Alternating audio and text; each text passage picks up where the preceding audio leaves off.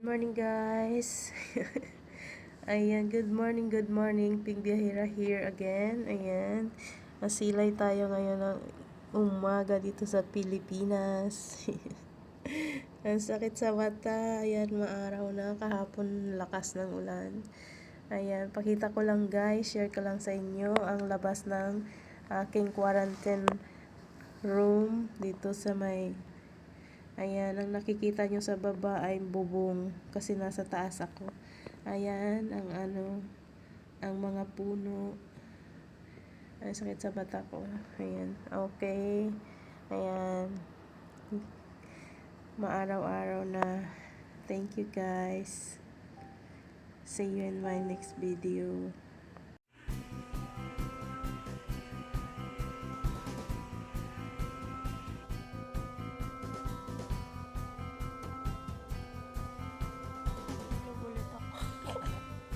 Antok.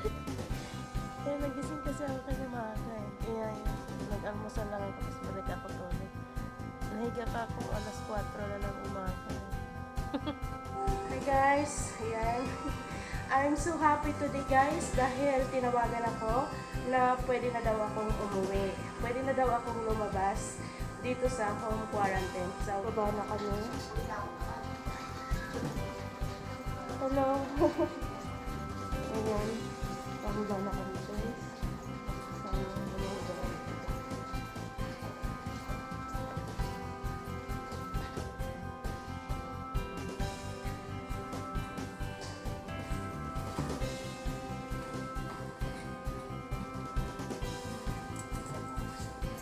Thank you.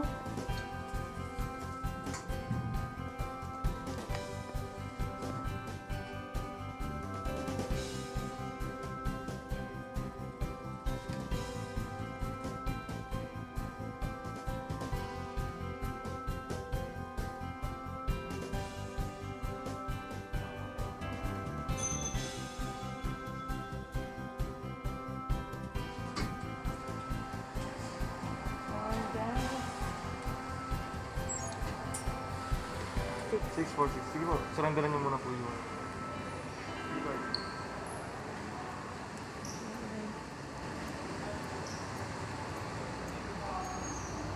Naman. 646. Ay.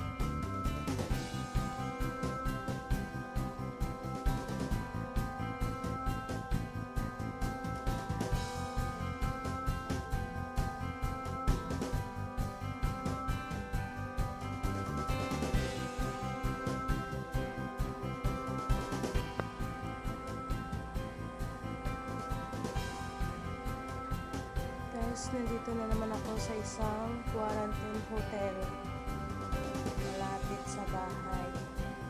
Ayan guys, dito sa quarantine hotel na napuntahan ko, walang personal use. Ibig sabihin walang unan, bedsheet, kumot, towel, at saka yung pang personal na gamit. Walang plastic sa basurahan. Ayan, walang plastic sa basurahan. Walang tissue. Ayan, tiis-tiis lang guys.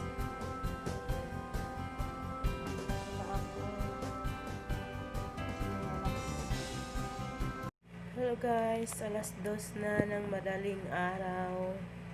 And dito gising pa ako kasi kadarating ko lang dito sa pangalawang